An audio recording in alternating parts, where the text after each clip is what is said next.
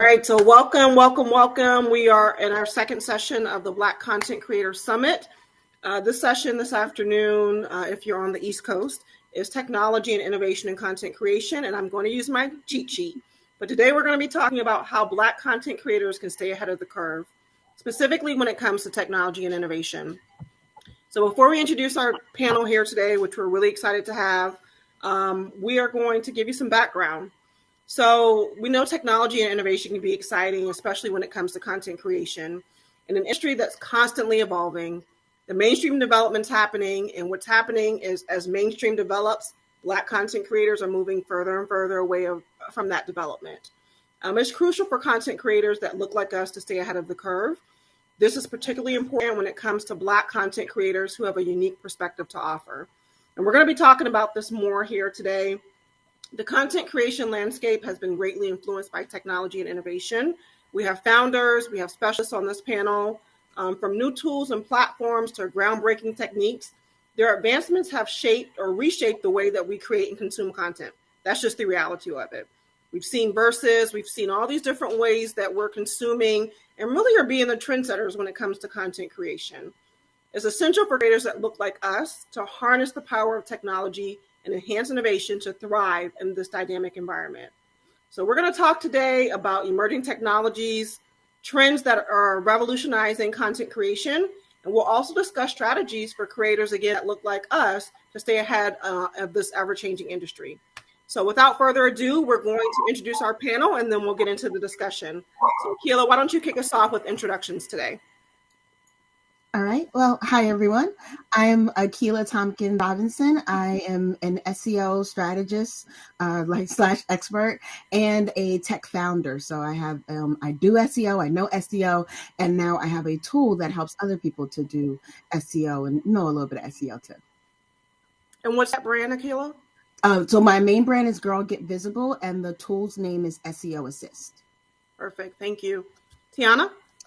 Hi, everyone. I'm Tiana Bell. I spent 8 years as a founder of a 7-figure organic hair care brand for women of color. I transitioned into being a senior marketing branding strategist, and now I'm a founder of Smart Marketing AI, a platform that I'm building to help content creators, entrepreneurs, and other marketing professionals figure out and learn, as well as give them the tools to help leverage all of this new AI technology.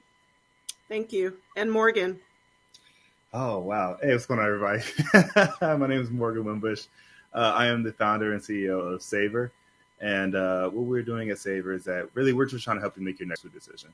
And the medium in which we're doing that is through content creation.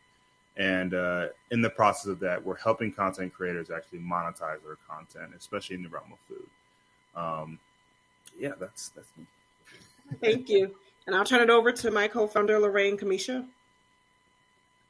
Hey everybody, my name is Lorraine Kamisha. I am a viral marketing specialist. I help brands and business owners learn how to leverage the power of going viral to turn into those dollars that we're all looking for, that monetization. Also in the tech space, I have built automations and things that help me in my business, and I also help other clients do that for themselves so that they can make more money and invest less time. Perfect. And I'm Jenny Jackson, where these are domain experts in SMEs and content creation. I am taking a macro lens. I am an innovation advisor. My sweet spot is really helping startups and founders conduct customer discovery so that they can launch their products and services. So let's talk about it, guys. So Lorraine, I'm going to ask you to kick us off. What are some of the emerging technologies? And we talked a little bit about this on our live this week on IG. But what are some of the emerging technologies that you're seeing in the content creation space? AI.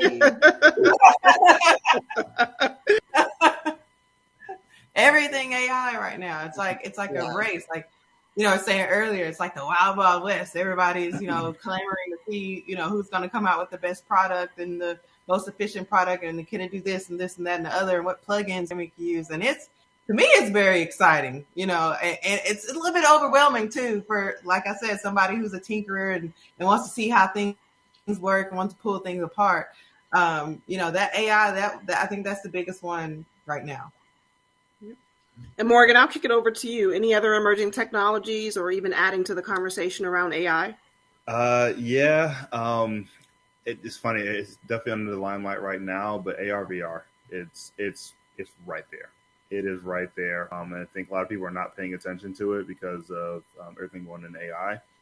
But specifically AR, I know Apple is they've been dragging this out for like the last 3 years, but or 4 or 5 years actually. But every year at their development conference, they are preparing people to start developing in AR. So everything from constructing giant Lego surfaces on tables to having a virtual basketball game or augmented reality basketball game. There's so many areas in which AR and VR are really emerging. Where, if I'm not mistaken, there's been a lot of rumors around it, but their augmented reality glasses should be coming out either this year or possibly next year.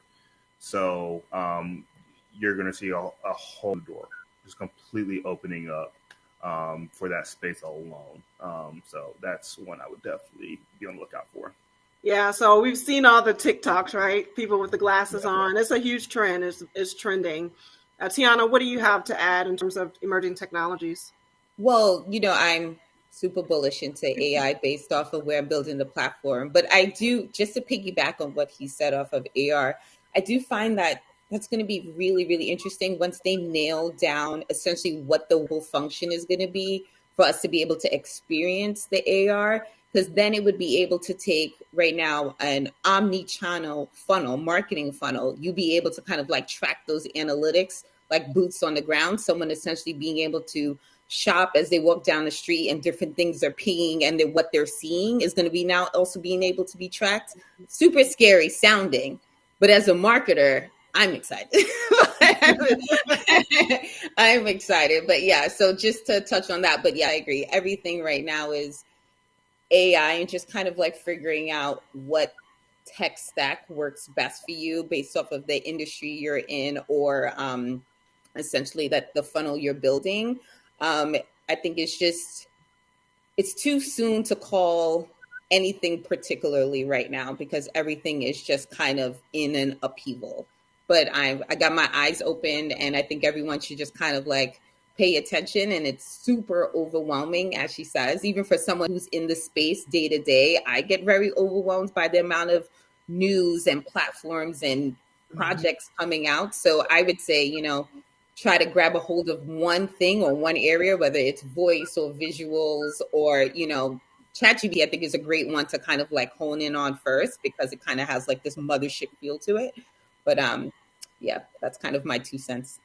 Any implications you can see before we move to Akila in terms of that AR VR space?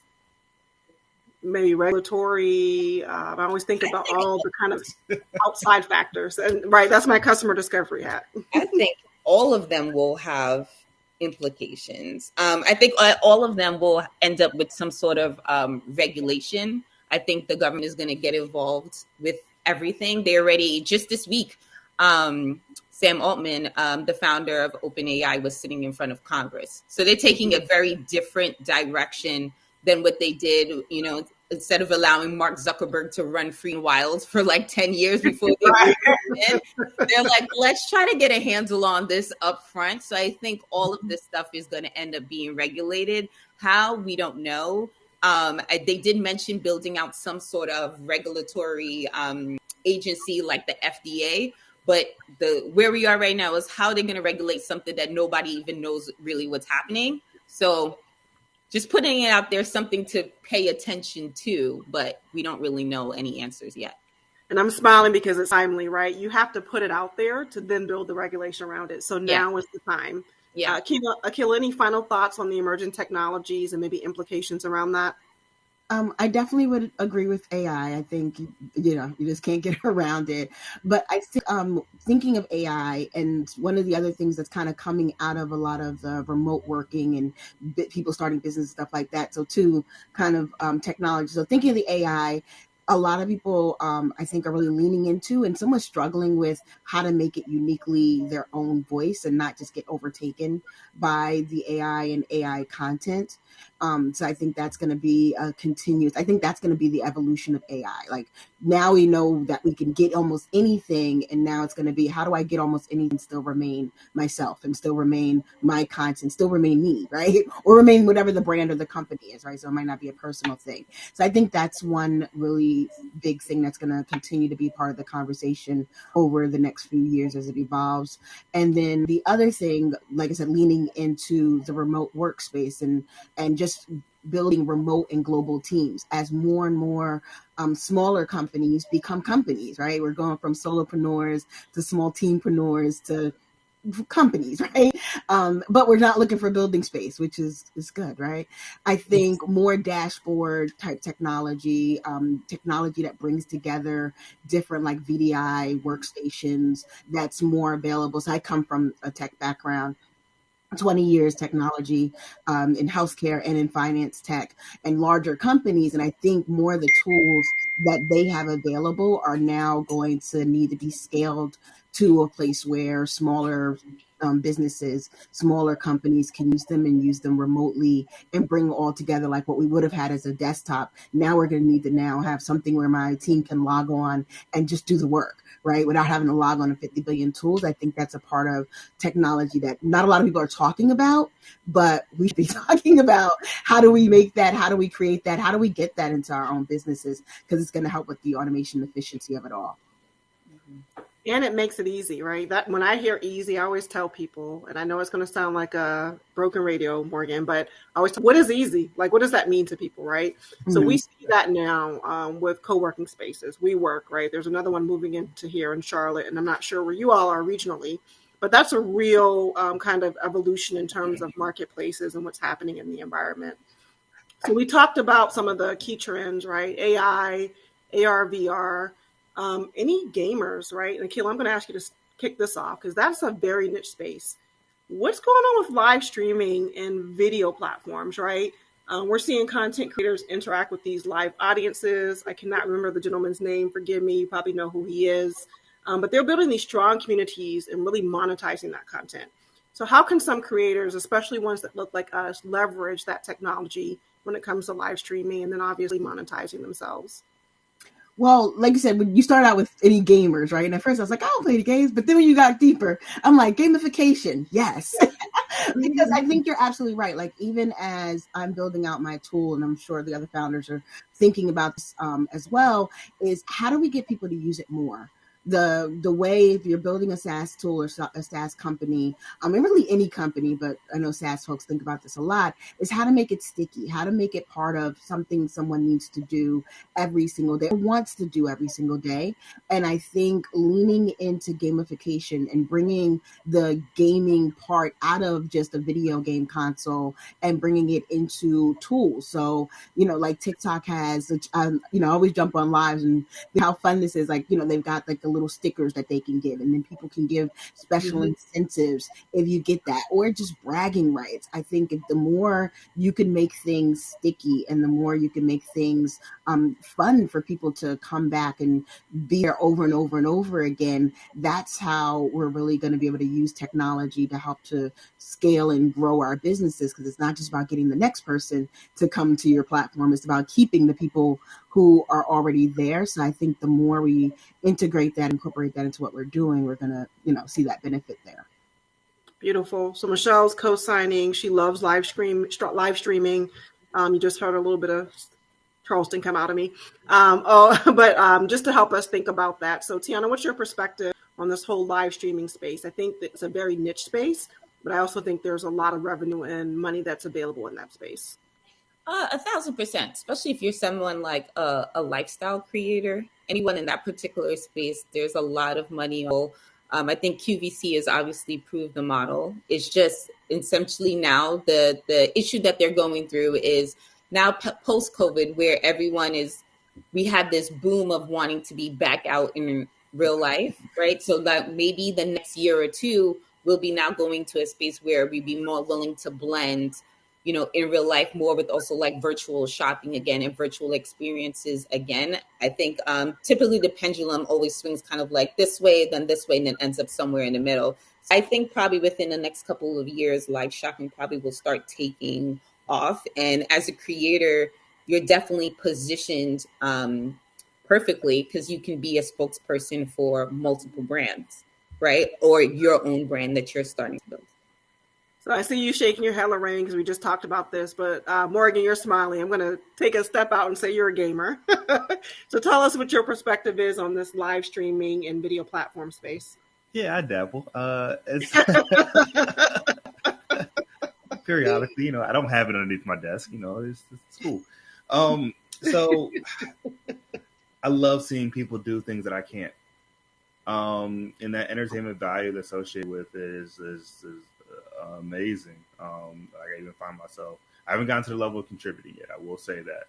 But even just from a viewership perspective, like, I am hooked. Like, I have two wide screens, and one side of it is dedicated to just watching live streams of whatever's going on. But it also all really centers around community though too. Like, even if you look in the subsects of the live stream community, even from a gaming perspective, like 2K, right? Yeah, I think the chief of them all, right? You can't throw a rock and hit somebody that doesn't play 2K at this point. But even within that genre, there's so many subgenres of people that are doing something unique and special and specific that people just latch onto. I have a friend that's a live streamer, and like my profile on his 2K character is a basketball player, and like it's this lanky 7-foot guy, and like he just makes him just a ridiculous person. Like if you saw them, you'd be like, you're not anatomically correct. But he did this on purpose just to kind of make something different, and he's gotten such a large audience off of it. It's like, this is actually thoroughly impressive. But all of it still centered around the idea of community. Like, hey, we're all in this together. Like, and he always referenced everything from a we perspective. It's never him as the person that's generating anything. It's always hey, let's go, everybody. We did this. We just made X, Y, and Z, and it's like that buy-in is just actually really dope to see. So I was thinking of Kai Cenat. I think everyone knows him. Yes. These platforms made $20 million off of him, I think, when the article, but he earned $2 million, right? And so there's some perspective there. Mm-hmm. But again, we're at the forefront. We are the trends. Yeah. Any final thoughts on this live streaming platform or space, Lorraine? Oh, yeah. We've had these conversations where we're definitely noticing the trends there. I think you're paused, but we're going to give you a chance to come back on, Lorraine. Can you hear me? Oh. Okay. Sorry, my connection is acting a little wanky. But what I said was, as a content creator, we're always looking for. Yeah, I'm okay. You're back on the other side, but you're back. Okay. So I said, as a content creator looking to monetize, you're always looking for different streams. And, you know, as the founders of the Lazy Content Creator Facebook group, like, we're looking for ways that it doesn't necessarily cost us all of our time. So that live stream thing, I've been scrolling around on TikTok, especially, in a lot of passive ways that we can, you know, monetize just from live streaming. I mean, I've seen bird feeders and people bird watching, you know, on live stream. I've got a whole backyard out here that's full of woods and streams and all that type of stuff. Let me go set up a camera and live stream that and see, you know, what I can make shake. So these are the types of, you know, ideas that, you know, as content creators, we rely on. Okay, what's the new innovation? What is tech coming up with that'll make it easier for me to, you know, build that type of income that I'm looking for? Because especially for a content creator like me, like, I'm always looking for a new stream. And so Lorraine gave me that idea. My camera set up in the backyard, bird watching, just so you know. I'll tell you when it becomes monetized. I'm going to build me a channel. I'm building me a channel. Tiana, what did you audience to buy it for me first, though? I know you're waiting for that wish list to take effect, right? Yeah. Lorraine mentioned our group. If you have not joined, we are the Lazy Content Creators Online. It's really about finding seamless ways to create content that doesn't take away from our day. Tiana, did you have something to add to the conversation? I did. What she just referenced actually made me think a bit about Gary Vaynerchuk. I'm sure most of us here are familiar with him. He was great in the beginning of my career. I have transitioned out of that hustle space So I don't really watch him that much anymore. But he used to say something that I thought was super relevant all the time. He was just like, don't create documents. Right. Mm-hmm. So this idea of live streaming becoming essentially as you're living your life or whatever passion that you're doing, that you're actually monetizing, live streaming it and then capturing that and chopping that up to be more content definitely is a way to go if you have an audience that will appreciate that kind of content. I definitely notice, and I'm sure it's, everybody's interested in everything, right? But I have definitely seen Black men and teenagers and children in a chokehold over this live streaming stuff, right? And I'm like, if that is your target audience, you should definitely be doing some sort of live stream. Mm-hmm. Yeah. Yep. So Michelle Hayward's in the comments. She's asking if we remember Chocolate Johnny. He would live stream chocolate being made, which I believe it. People are consuming it. It was actually on Periscope. And again, we've dropped the link to our group in the comments. Akila, Tiana, and Morgan, I'm also going to ask you to drop the links to your brands in the comment, wherever you're going up most online, whenever you have a chance. One more comment from Michelle. Don't create, document, right? That's a huge takeaway. When we talk about it, recording your day, turning that live on, then downloading it later and editing those videos. That was a great kind of best practice from Tiana. It's really a way to save yourself time, but also to make the most out of one piece of content, right? We talk about that a lot, repurposing content. Mm-hmm. And there are AI tools you can use now to What chop are some of those tools? Content. What are some of those tools, Tiana? Oh gosh, the actual names, and there's two of them specifically, and I cannot remember their name because they're brand new. They came out like last week, right? So I don't remember their name, but you could probably Google it or look it up on TikTok. These days, I kind of just tell everyone go to TikTok and use it as a search engine because you'll get probably like the most latest up-to-date stuff. But essentially, you just put in your long-form content, and the algorithm itself is looking through the content and then chopping it up in videos based off of the pieces of the content that they feel is most likely to go viral.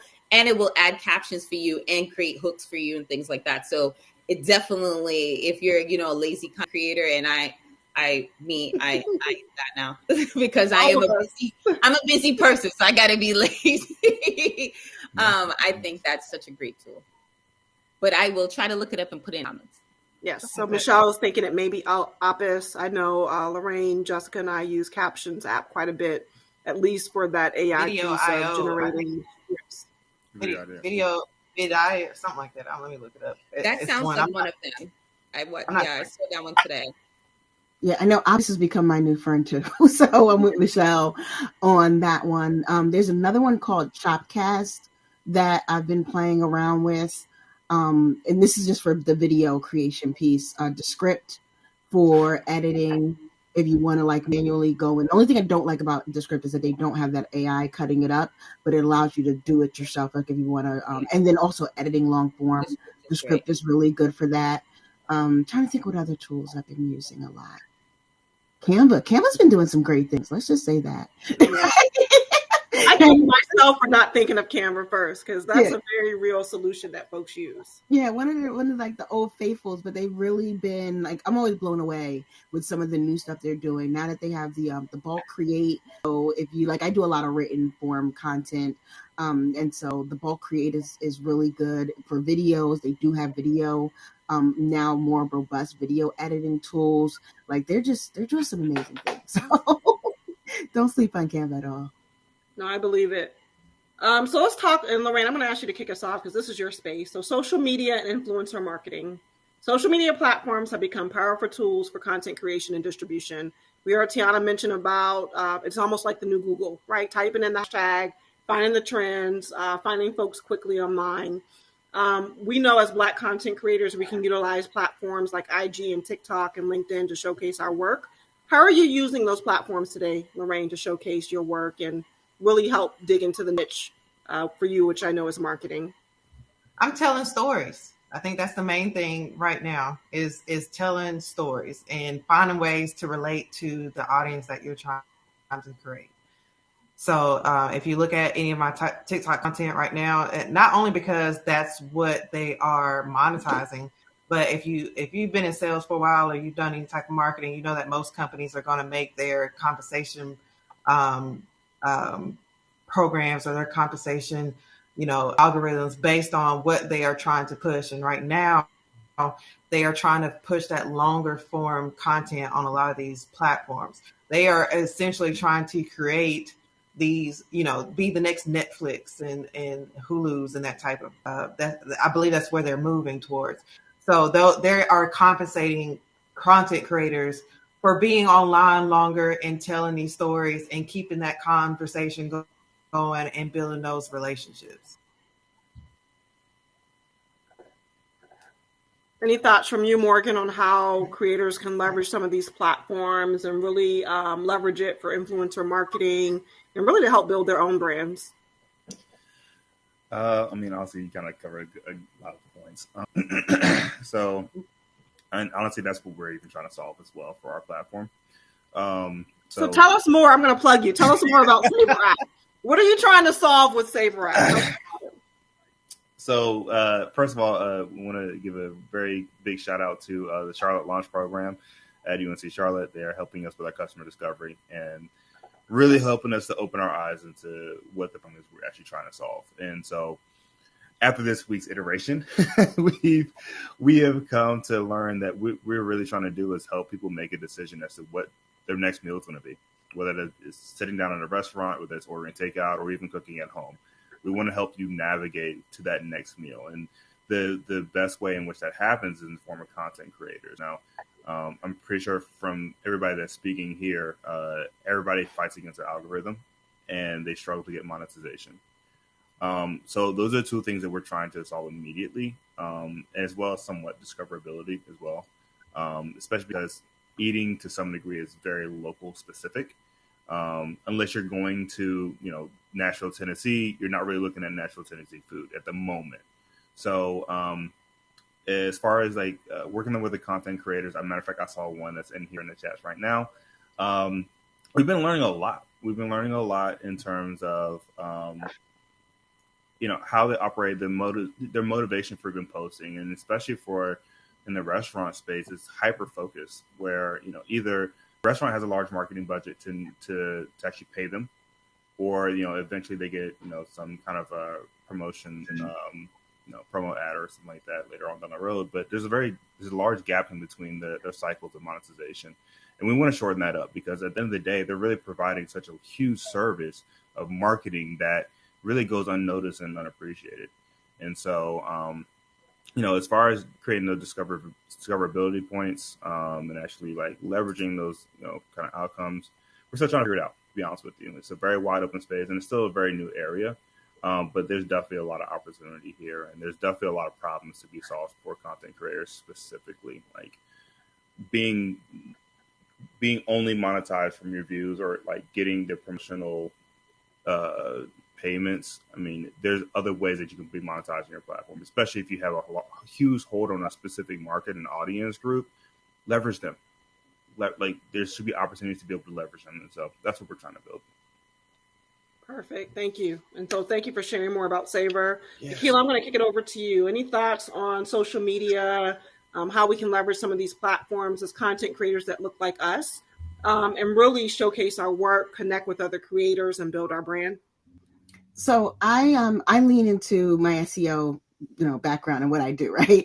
And I practice what we call a content first strategy, where we make long form content first. So whether it be a long form YouTube video, long form podcast, blog post, but something long form, and then cut that up into social media. And so that's the way that I generally teach people. And that's the way we do in our organization, is really looking at what's the long piece of content that can get us found, because we always want, wherever we are, to get found and get discovered on the different platforms. And so what can get us found? What can we repurpose and reuse? Just about everything I do, even if it's like someone asking me to be on their show, I'm like, well, where's this going to be? And if they say it's just going to be on IG, I'm like, yeah, I don't have that much time, right? And not because, and not because, I mean, if I can, I will. So don't feel like I'm gonna like say no to everybody, but not because something's wrong with them or something's wrong with IG, but because it just doesn't last that long.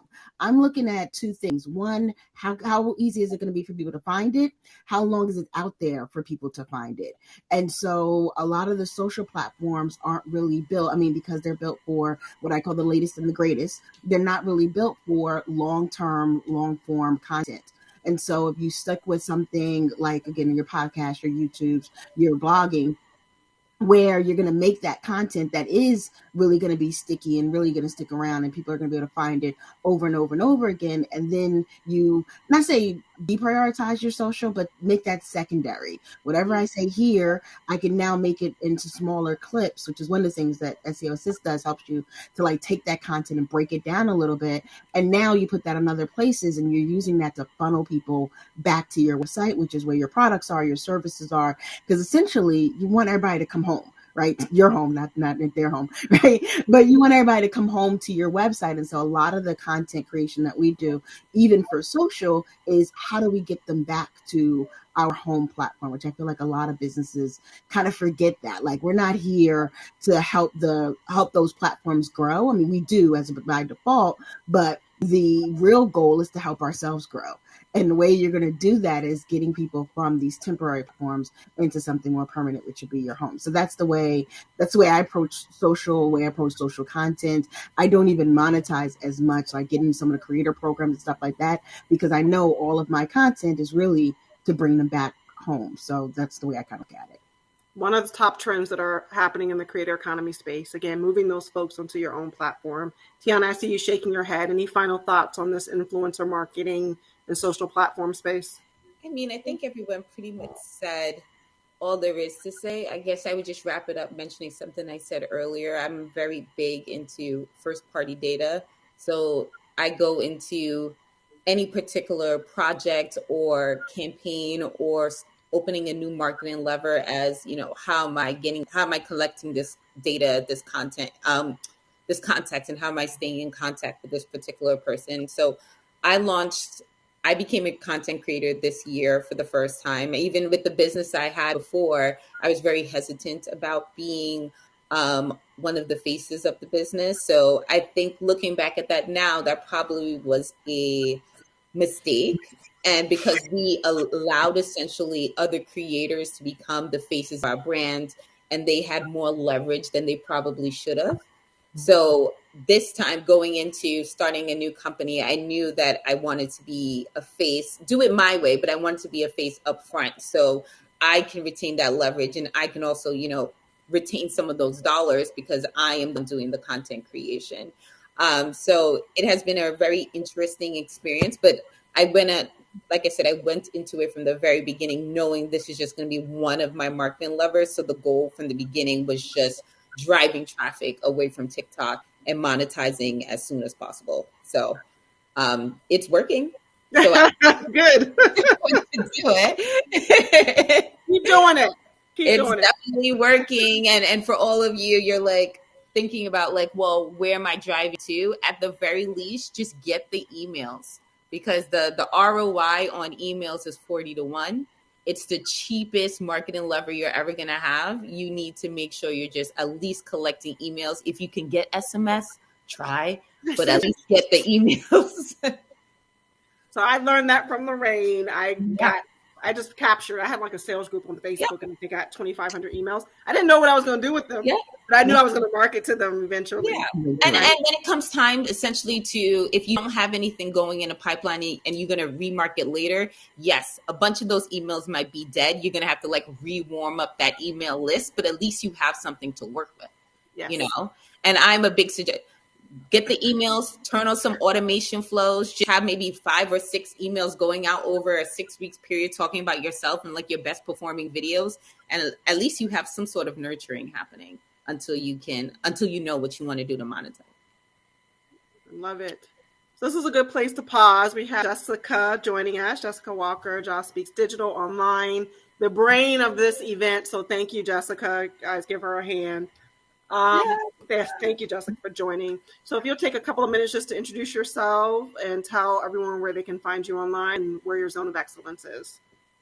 Yes. Hey, everyone. My name is Jessica. I go by Josh Speaks Digital. I help women specifically create content that they can use to engage and tell their own stories. Let me see. Where can you find me online? I'm everywhere as Josh Speaks Digital. That's enough about me. Like, just if you Google Josh Speaks Digital. Oh, we don't use Google no more. If you TikTok, then you'll see me come up.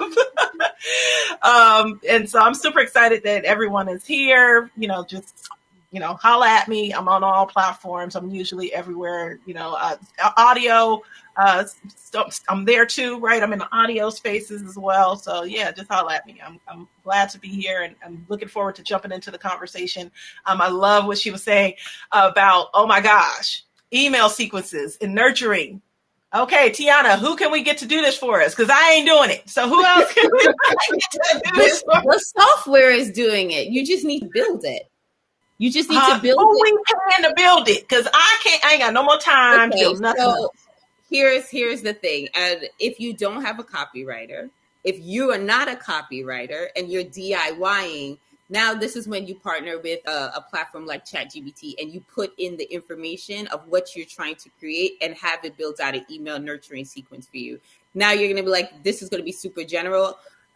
You can change tone. You can essentially guide it to where you need it to go. From what my hundreds of hours, I've spent hundreds of hours on this platform now. You're going to probably get like a 7 out the gate, right? So you're going to have to like finesse it to get it to like an 8 or 9. If you don't have those particular skills, you could probably get by with a 7. If you're not doing anything, a 7 is better than 0, right? So get by with the 7, and then you can either hire a copywriter or someone from like Upwork or someone. Hopefully at this point, I am encouraging people, and now that's what the platform that I'm building. The point is to get other marketing professionals to train themselves on these particular platforms, so that way they can offer more of these services, so they could be like AI partners, as well as entrepreneurs learn to be AI partners, as opposed to having to invest in a full-time person to get some of these things done. But either way, you need to get it done, and there are tools for you to get it done. You can check out my TikTok too. I have a couple of videos on how to create an email nurturing sequence on ChatGPT. Be sure to drop that link in the chat, Tiana. So Crystal, yes, many of us are geriatric millennials. I am too. Maybe 1 or 2. I am too. I'm too. Like Gen Xer. So Michelle is asking you, Jessica, when will they see you on LinkedIn? What's going on with your LinkedIn game?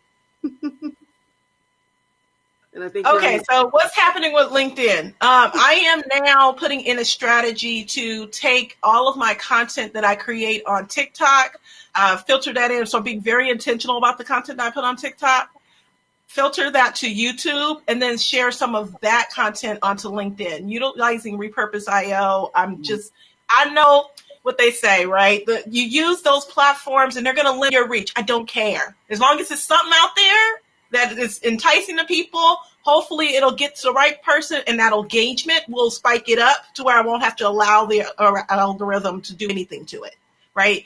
People will just continuously look for my content, know to come to the platform to look for it. So that is what I'm doing currently, Michelle. I am putting into place a strategy to utilize TikTok along with YouTube, so that I create those many sound bites and those pieces of content that are enticing, and push people over to YouTube, and then push some content. And then I'll sit down once a week and schedule particular content to go on LinkedIn specifically for that audience and for those corporations.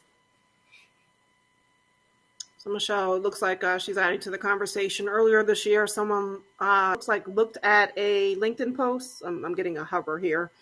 But yeah, 2018, 2019 LinkedIn post. Yeah, a LinkedIn post from a long time ago. You know, it's amazing how long that content can stay in and how long it lives there.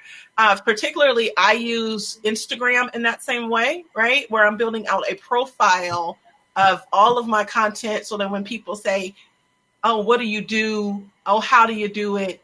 Go look at Instagram. Go look at my LinkedIn. I tell you exactly what I do, how I do it. You can see my editing skills. You can find out if you want to work with my personality or not, because Jessica's who you gonna get. I'm not gonna, so if you don't like silliness, if you don't like rap music and having fun, don't hire me, because we gonna have some fun, but we're gonna create this content, right? So definitely utilizing the platforms, to Michelle's point, making sure that I'm building a content library of content that at any time someone can go back and look at it and be like, oh yes, I need her, I need that. So yeah, definitely, I love that. I love the fact that it can live so long. Yeah, Gary talks a lot about that content library. Any questions? Any other questions from the audience? You can drop it in the chat, or you can come to the stage. Any questions or comments from the audience? Michelle's added again, LinkedIn has greatly improved content archiving on your personal profile. That's good to know.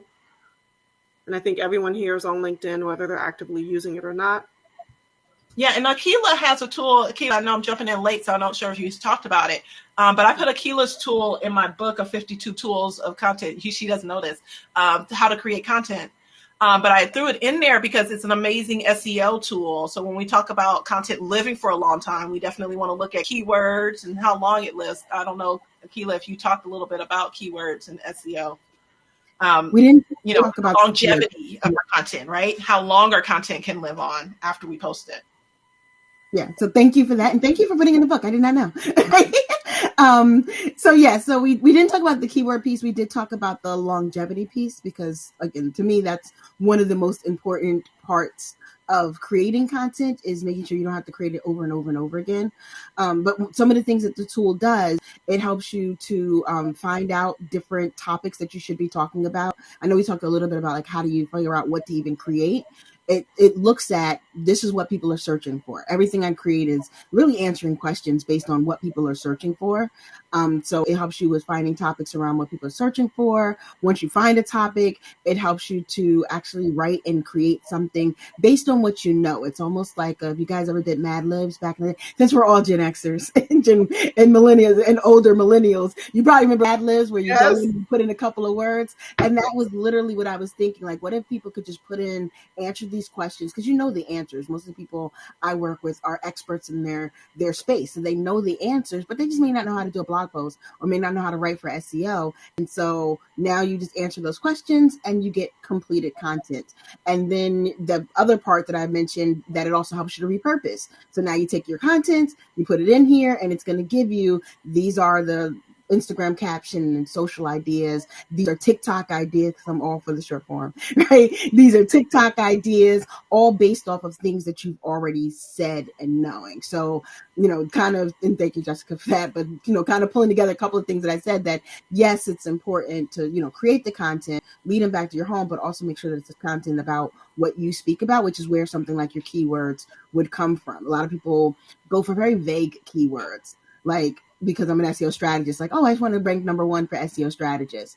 Not only is that really hard to do, it's also not the most effective, because the person who's searching that generally is probably not the person ready to buy. They're the person that's just researching, looking things up. It's the person that's like, I need someone to help with my SEO for my online retail. That's the person I want to find me, because that person knows exactly what they want. They know exactly what they need to do. They already have something in their mind. Those are generally buyers. So when you start putting in the psychology of how people think and how people search into your content, then you're going to get better content and overall get better people finding you in search. Yes, Tiana. Okay. Hopefully the panelists can ask a question. I have a question. Right, collaboration. We're learning from each other. Yes. Okay. Yeah, okay. No, you cannot. No, just kidding. Yeah. So I would love to know what your thoughts are on the next. What do you see happening in SEO over like the next 6 months? Now that we see Google is being squeezed on one side from TikTok, right? And now it's such that they're trying to optimize their business now to compete with Microsoft based off of what they just did, right? So now they've released Bard, and they said they're essentially going to be structuring the Google homepage to being the AI answer at the top, then the sponsored content beneath, and then at the very bottom, you're going to have like those top 10 links. No one's ever even going to probably make it past the top 5 links that aren't sponsored. So what I put out a TikTok video yesterday was like, is SEO dead as we know it? I was like, maybe we should just take a pause in further investment until they know what's going on, so we know what's going on. But I would love to know more. Yeah. And it's funny because I just did a TikTok. So follow me on TikTok too, guys. Just did a TikTok video answering that exact question. And so a couple of parts to what you said. The first thing, I don't think it's dead. It's not dead at all. And I think instead of not investing or investing less, it's time to double down. Because one of the things, if you go back to AI, right, and I've been working with AI because I have AI built into my tool, and even what OpenAI is doing with ChatGPT-4, what they are doing with Bard, they're still looking for source data, right? All AI is looking at websites and information that is out there. So we as business owners and content creators, we need to be more of that resource. I have a whole YouTube video I did on why Black women don't show up in search. And it's not, now I'm not saying there are some biases, but I'm saying that there's things we can do, which is creating content. We don't have enough content out there. So if you go and you search for something, especially if you search for something more technical, more academic, more even political, you do not see people that look like us being number one. And it's not only because of the biases, right? Some of it's because if you go to your website, you don't see that content there either. If it's not on your site, search engines don't know that you do it, and they can't tell other people about it, right? I say that all the time. And so the same thing is going to start to happen with AI. AI is just a much, much, much more sophisticated search engine. They're taking in that data from what's online already. So if you're not putting anything out there, then you're not going to get found. You're not going to get found in search, and you're not going to get found in AI. And so one of the things that a lot of the platforms are now doing is actually giving you source links. That is gold for us. That is the new SEO. I think on the video I said, instead of it just being SEO, it's probably going to be like SAIEO, right? Or SEAIO, right? We got to add an AI into the optimization, because that's now what we should be thinking, is like not just how do search engines find my content, but how are now AI tools going to start finding my content so it can be included and indexed into that. So I think that's where it's going. I think instead of pulling away from SEO, we need to start doubling down on putting any and almost everything out there, because now we know with AI, it can search and find any and everything. And we want to be those links. We want to be that source data. So the source attribution piece has been missing so far in these previous models that we're looking at. But I can definitely see that coming down the pipeline with regulation, right? Because now we're getting into IP protection, and I can see that possibly being a solution to IP protection, that they have to provide links in all of the AI generated content. And if that is the case, yes, I am in. You sold me. That's happening already. They're already working on that. Yeah. OpenAI is working to put that into ChatGPT-4, and then whatever's going to be going forward. And that big change that they made with Bard within the last week, and that screenshot. If you look at that screenshot, people keep throwing around with the AI up top. At the very bottom, there's a link. Right. And so that's already starting to happen even prior to the government regulation. So I think, should start creating content and building more onto our sites. And so that way we can be part of that whole wave. Anything else to add? Yes, absolutely. Anything else to add, Lorraine or Morgan? I see you shaking your heads, especially when it comes to the IP conversation. I'm good. I'm just taking it all in. I know, because I'm like, these are the experts. I'm trying to find out the secret in my content, push far and wide as it can go. So I enjoy this conversation, just listening. Sweet. Look, I tell folks all the time in my content, keywords, SEO, come on, you guys, like color, like we need, and I love that Akila said that. Oh my gosh, you just said and summed it up so much better than I've ever summed it up. Like, there's just not enough of us creating the content for us to get sourced. We can't sit up here and make complaints and be upset and we don't see ourselves when we ain't making nowhere near how much they pushing out, right? Yeah. So, I'm going to be quiet because I don't want the FBI to come in here. So we need to create more. That's the message, right? Create more and put it out there on the right platforms. Because I feel like we're creating a lot.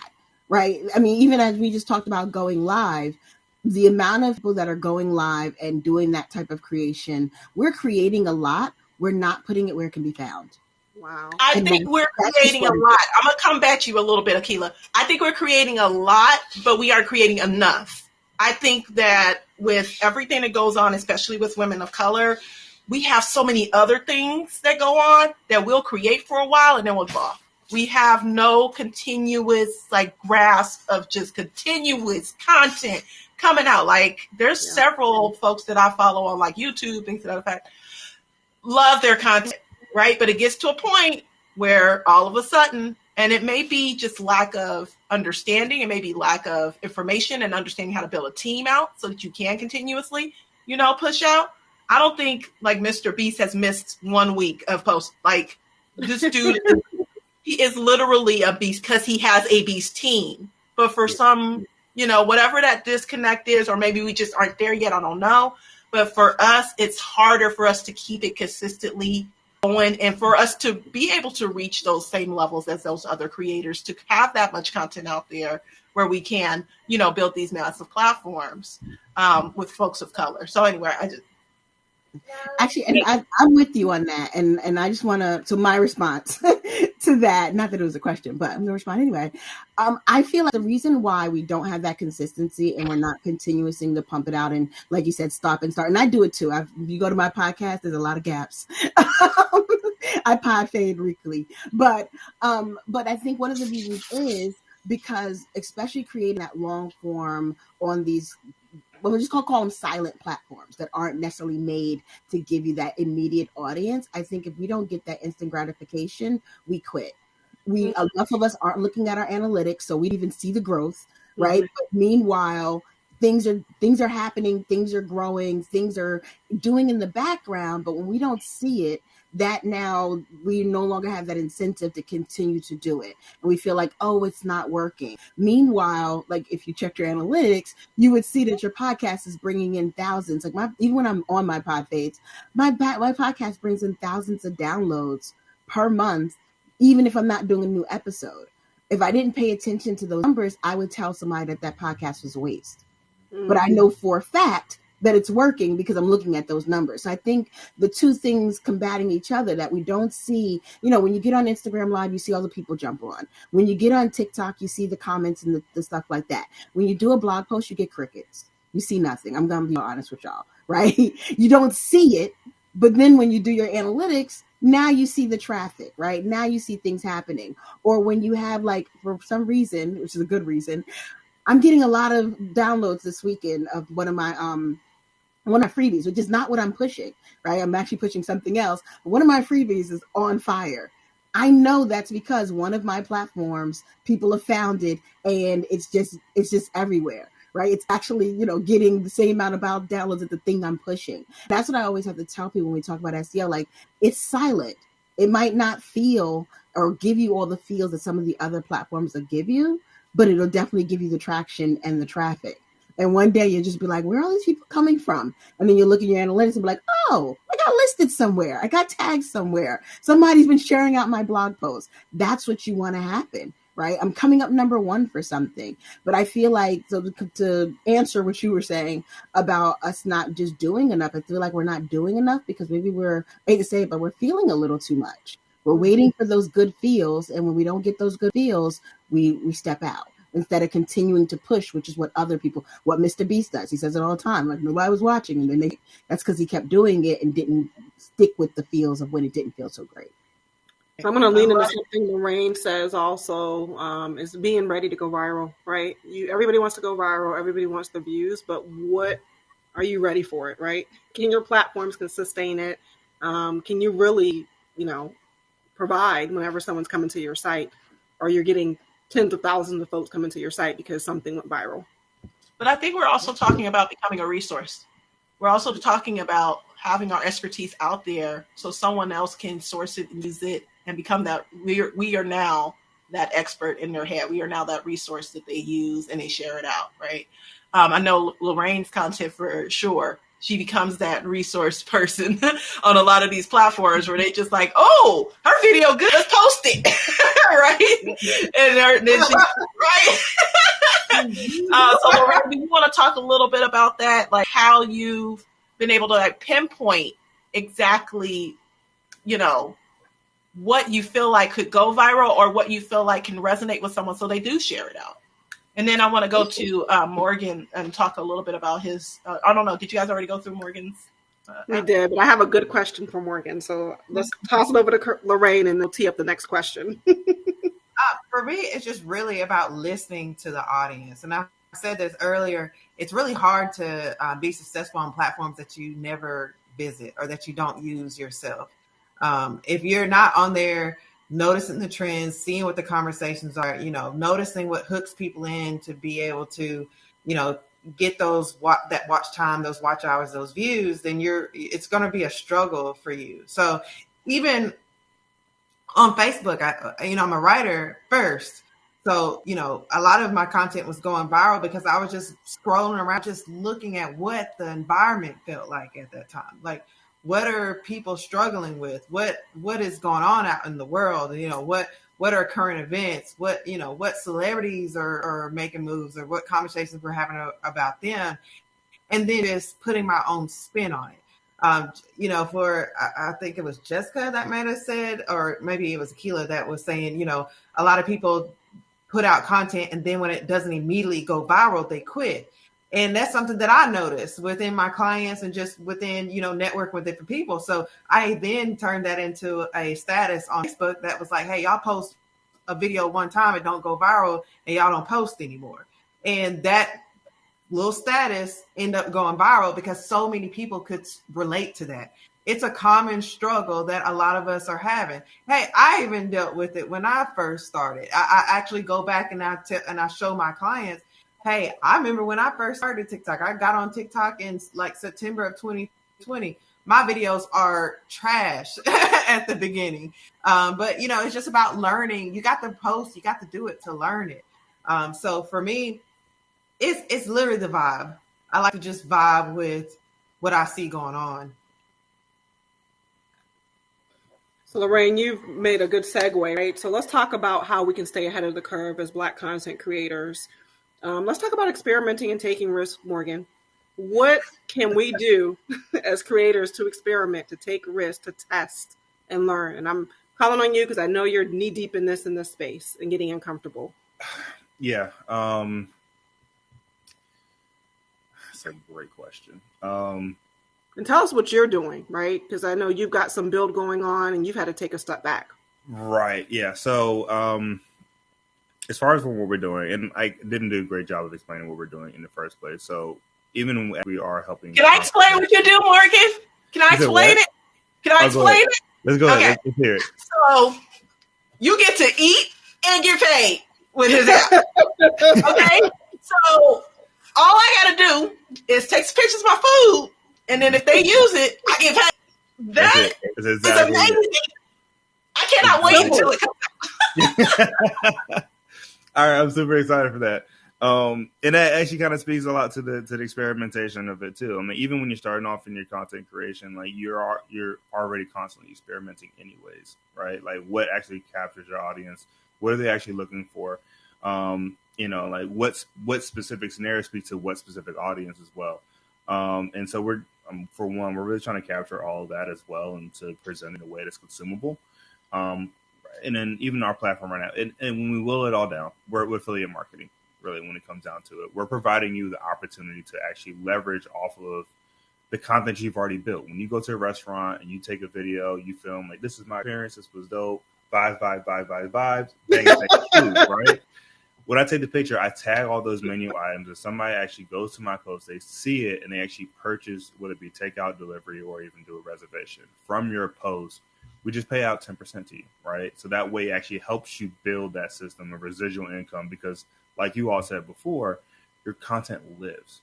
And we want to make sure we're creating searchability of that content as well.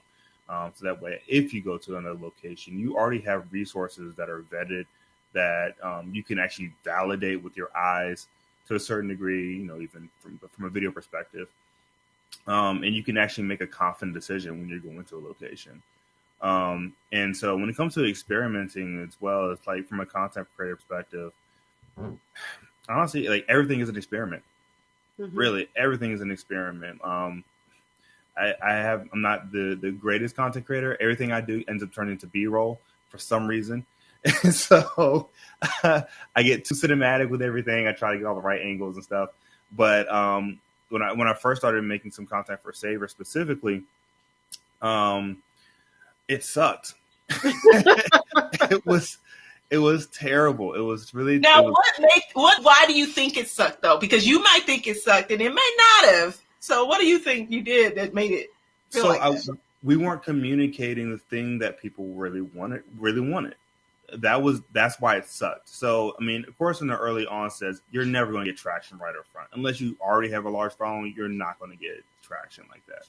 So when we first started off, we there was a big disconnect where we were focusing on food trucks first of all, and so we were shooting food trucks and capturing the food truck, the graphics on the side of it, talking to the owners and the whole 9 yards, and then we show like really quick the food, and then that would be the post, and it just got terrible response because that's not what people were looking for.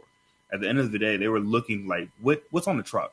Like, what do they have? What's their food down there? Like, what do they have? And once we start navigating and finding out the areas that people are actually gravitated towards, night and day difference as far as reachability and also interaction as well. And we see the same thing happening as well from other content creators. There's a fantastic content creator that's in the chat right now. And she does mostly written form, but she's also helped me dramatically as well when it comes to me shooting content. And like we were just talking about this last week, where like hey, get a close up video of the food. Like they want to see intimate viewage of it, but like a lot of that doesn't. Right. What's the name of this content creator? I know, shout her out. Asha Ease. So Asha Ease and then Girl Gone Charlotte. Okay, Asha, we about to bring you up. Hold on, let me find you and bring her up. Please do. Hold on, let me find you. There you are. If you can come up, then please do. Let me see if I can do it. She is absolutely excellent. Please request to come up if you can, because I don't know how to work things. I don't know. I definitely just put her on spot. I'm fine. But if you can, please come up, because the conversation is definitely needed and necessary, as well as if you have folks, and I feel like and that's what the summit is about. It's about us interacting and having these conversations that we can't have otherwise.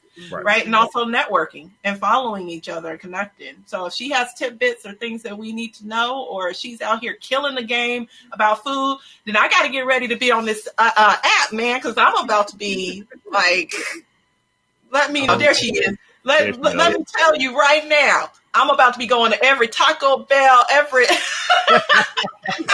And that's really what it is. And we're just providing you the resources to be able to do so. So that way you don't have to build any additional infrastructure. We have it all there supported for you. You don't have to interact with any restaurants. You can just go, shoot, tag, and post.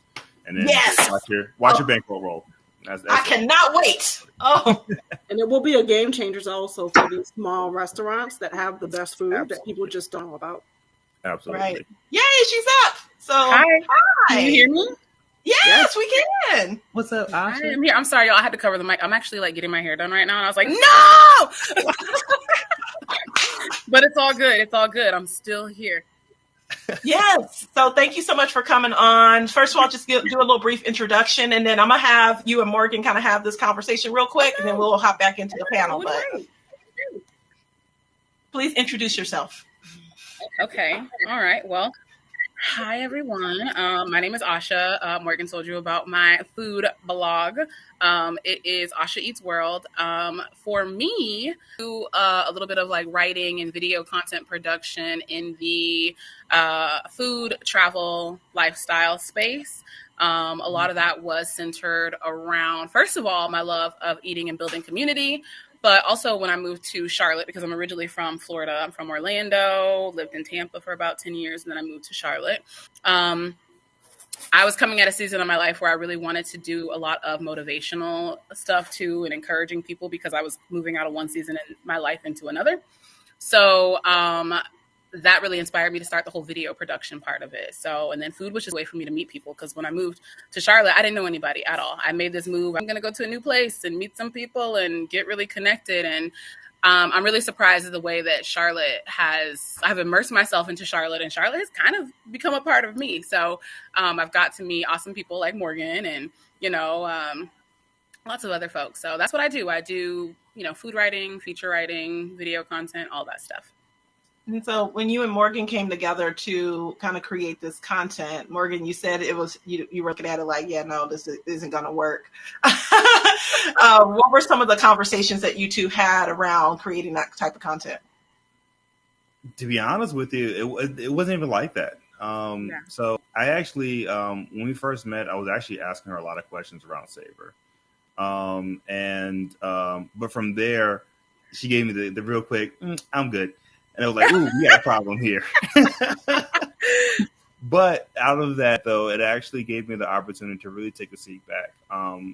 And I don't know if anybody else has this problem. I'm a very, I don't want to say type B person, but I can get very methodical. And sometimes I miss the opportunity to take a step back and really just be present in the moment and really observe what's going on. And one thing that Asha helped me so much to realize is that, again, it's community. Food is a central part of community, and like it's an opportunity for you guys to meet and to congregate and actually share something together. And then that is really helps to kind of reshape both where Savor is going, and even from a personal journey as well. Is like, taking things into consideration. But yeah, honestly, Asha shot me down for Savor, so I was upset about that. Now, why did you shoot him down? What was it about the whole? Yes, I think that's always the question, because I do joke with him, because he'll say, like, he'll ask people, he'll pitch people, and I'll be like, oh, I always feel so bad because I'm the one who turned this down. And it's funny because for me, it was because when I think about it, I'm like, okay, this is another thing, right, that I would have to be producing content for. And so for me, there was a time where that's literally the space I was working in. I worked as a marketing communications specialist for an institution that required me to be creative all the time. And so when you're doing that as your day job, and then you're also doing that as your, side hustle and all that stuff, burnout is real, creative burnout. And I was like, well, I know that I have the capacity. And so I had to really get real with myself and understanding what I could do and what I could not do. And I don't want to ever be somebody who just produces content to produce content, because I tell people all the time, I'm not a part of the content machine. Like, if I'm doing something, I want it to be valuable. And so I didn't want to just be like, okay, I'm recycling videos for Savor, or I'm creating something that I don't have the heart for. And it's not that I don't want to help Morgan, because that's the one thing I have said. I'm like, what other ways can I help you? I can do voiceovers. I can do all this stuff. I can do things like that. And maybe at some point I will have a little bit more capacity, but really my focus was moving more so away from like the video content into the writing part of it, because I am a storyteller and I am more of a writer. That's my background, is in magazine journalism. And I love the features and the telling that story. And right now I'm working with 3 publications. So I was like, I'm trying to get another one at the time he asked me. And I was like, ooh, like I could say yes, but then I would be spreading myself way too thin. But I think that what he is creating and what's happening is brilliant. So I'm like, how can I support you in the capacities in which I can? Because if I say I commit to this, then I'm probably being, not honest about my ability. So. Mm-hmm. Jenny, I'm going to pass it back to you. The reason why I wanted to bring her on and hear that dialogue, because later on in tomorrow, I believe, we're going to be talking about how to like network with other creators and how to work together. But I thought that this was a really crucial part of like innovation, because we always think of innovation of that person, that only that person is innovating. But no, it's also partnerships. It's also collaboration. It's also getting out there and meeting up with other folks. So I'm going to pass that mic back over to you, Jenny. Yes, thank you for the dialogue, Asha and Morgan. Very valuable. So what we're going to do, it looks like we're a little bit over our time here. So I'm going to toss it back to the panel with one final question, right? So we talked about staying ahead of the curve as content creators, taking risks as innovators, right? That's what it's all about. And we also talked about collaboration and partnerships, right? So that's one of the key ways to stay ahead of that curve. What advice do you have in terms of other ways that content creators, specifically Black content creators, can stay ahead of the curve in innovation and technology? So I'm going to toss it to you, Tiana, for a final thought. Gosh, you caught me while I was thinking. You caught me while I was thinking. I mean, obviously, my answer would have probably been partnerships would probably be my number one answer. Just because through building my other business, which was like, 7 figures, we were able to do that so quickly through utilizing partnerships. I did say earlier, I would probably restructure them a little bit different this time, but still the overall concept is something that I would do.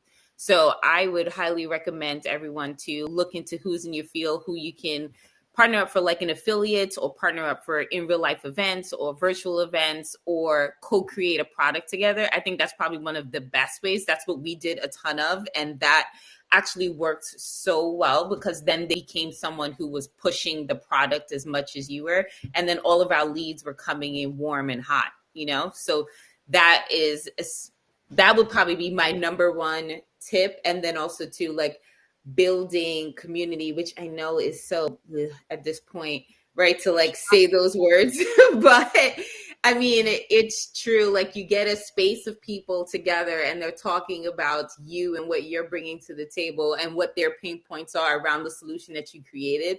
Essentially, they're just going to be selling you to each other over and over and over again, right? And bringing more people into the community. And you'll also be learning multiple things. I ran multiple communities for my brand, a beta test community, as well as individual communities for each type of product I had, plus an overall community. I was like deep in it. And it was probably one of the next most impactful things that I did. So I would say partnerships, community, and building your funnel right away to capture the data. And you're doing more than 80% of the like, no, it's valuable, because we see it even here today with the group that we have on the panel. Right. Hopefully we've built some good networks. We'll be working together in the future. Lorraine, any final thoughts? Sorry, really quick. I just want to say something, because I know that sounds like a lot. And for someone who's not a marketing person, that probably seems like too heavy of a lift. Like, what am I even going to do with that? So I would suggest that since we're on a tech panel, looking at the available options for AI and tech, like, which one of these softwares is your partner to handle which particular portion of this, your overall marketing strategy that you're going to build, right? And that's something that I'm working on, like putting those kinds of things together to help people understand how to build out essentially this tech pack, this team using AI. But don't give up yet. Don't say it's above me. Just figure out how to make it work and start small. Start with one area, but it's completely doable now, with and without money. I appreciate you saying that, because I'm an engineer. I can build anything. But as far as marketing, this is a whole foreign territory for me. So I'm so appreciative that you said that. I know. So like, yeah. And I'm like, meanwhile, I've had so many years of experience, so I get it. I'm just saying it's easier than it sounds.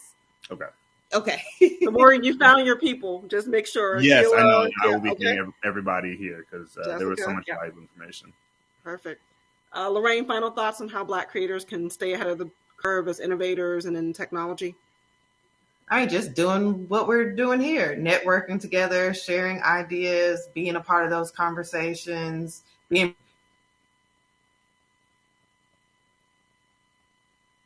Yep. We'll give Lorraine a chance to get back on. Final thoughts, Jessica? I talked about that a little bit earlier. Let's pass it to There's Lorraine. Uh-oh. I'm back. We're back. I talked about that a little. Okay, good. I talked about that a little bit earlier when I thought, it's really hard to, understand the platform or to be successful on a platform if you're not actively using it. You just keep. What is that? I can't even think of it. Musical chairs. Yeah, musical chairs. All right. Yeah, let's pass the mic to Akilah. Any last thoughts? I don't have anything else to share. Amazing panel, you guys. Akilah? I'm gonna say collaboration, because that's a big part of it. But from a slightly different angle, but also, which leads into this, owning your expertise. Not enough of us really own the fact that we're experts. Like, they're not just a couple of steps ahead. You're an expert in this. And so being able to share from that expertise mindset is going to help you create better content, help you get your voice out there more, hopefully help more of us get found in search, which also leads into my next, the collaboration piece. Not just collaborating, like events like this are great, but they're also one-time events. We need to be guest blog posting for each other. We need to be getting on each other's podcasts. If you've got a YouTube, like there's one of the things I always have said my entire time working in SEO, because backlinks are a thing and they're very important, which for those who don't know what backlinks are links from someone else's site to your site. And that is an indicator to search engines of the value of your site. So it helps with your ranking factors. And a lot of things that we do don't get backlinks, even amongst each other. A lot of people that I follow that don't look like us, I found them because they were on each other's platforms. Right? Like every single one of my mentors was on somebody else's show, and that's how I started following them. And then they were on this person's thing, and that's how I started following them. Or I Googled one and I got the other. We need to start building that external facing kind of network of content amongst each other, even amongst other communities.